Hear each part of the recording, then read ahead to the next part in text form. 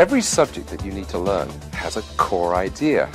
And once you've understood what that core idea is, then everything else that you learn adds to your expertise and makes sense because it fits into that overall big idea.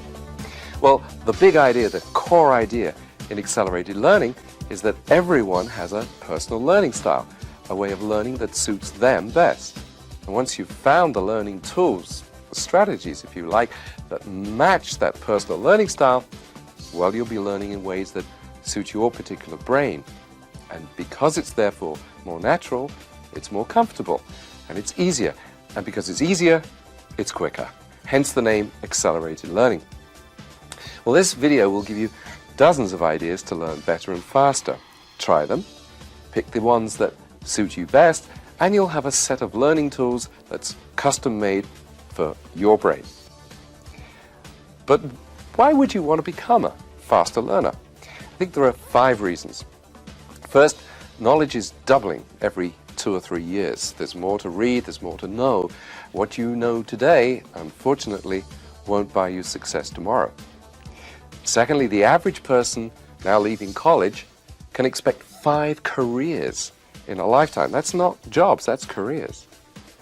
Thirdly, nobody today can guarantee their employment. But what you can do is you can guarantee your employability, which comes from constantly expanding your skills and simply learning faster than your competitors. Fourthly, we're in the era of mind power, not manpower. To earn more, you have to learn more. And fifthly, technology is the driving force today, and of course it's changing faster and faster.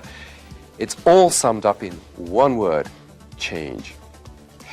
The constant upgrading of your skills, lifelong learning, is the minimum threshold to stay competitive today. And in such a fast-changing world, learning how to learn surely has to be the core skill, because what you learn can, in fact, will become out of date. How to learn, well, that's a skill for life.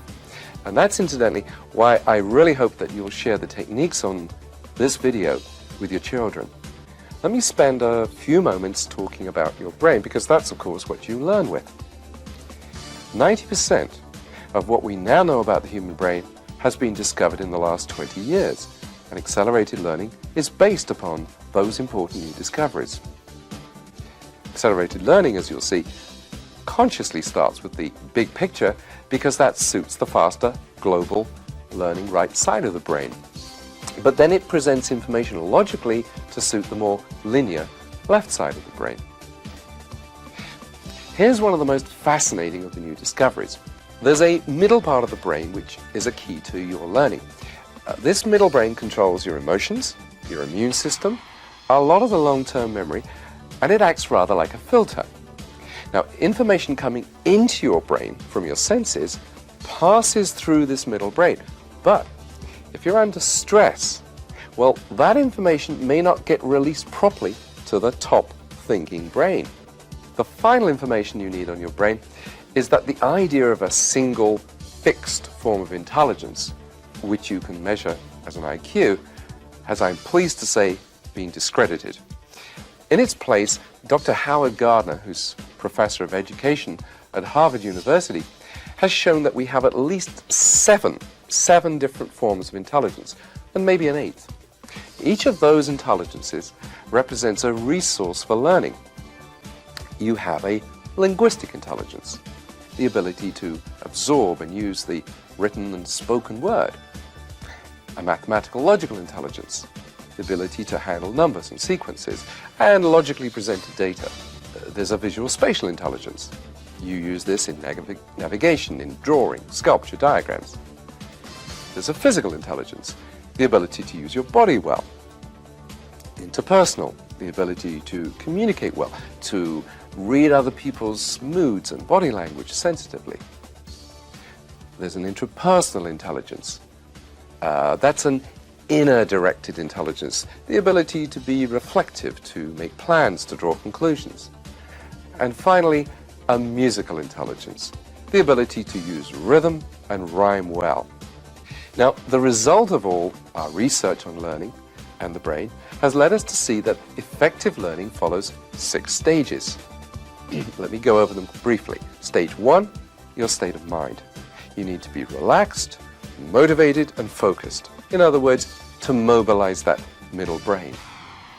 Stage 2, whatever you're learning, it involves fresh information coming into your brain from the outside. So learning involves seeing and hearing and doing. And the more sharply your senses are focused on the subject, the better you will learn.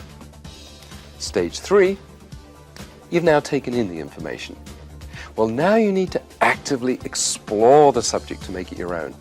And that's when you'll use as many of your intelligences as possible. Stage 4, having understood the subject, you still need to commit it to memory in such a way that a simple trigger will cause the rest of the information to come flooding back. Stage 5, you now need to know, if you do know, to test yourself. In other words, do I really know this? And finally, stage 6, you need to reflect upon the whole process. In other words, to think back on which techniques really worked well for you and which ones might need to be modified. You see, you're now thinking not so much about what you've learned, but about how you learned it. These 6 stages provide an organized framework for fast and effective learning. But what do you actually do at each stage? Well, that's what my colleagues Malcolm Nicol and Jane Nicol are going to show you now with the aid of a studio audience of potential accelerated learners.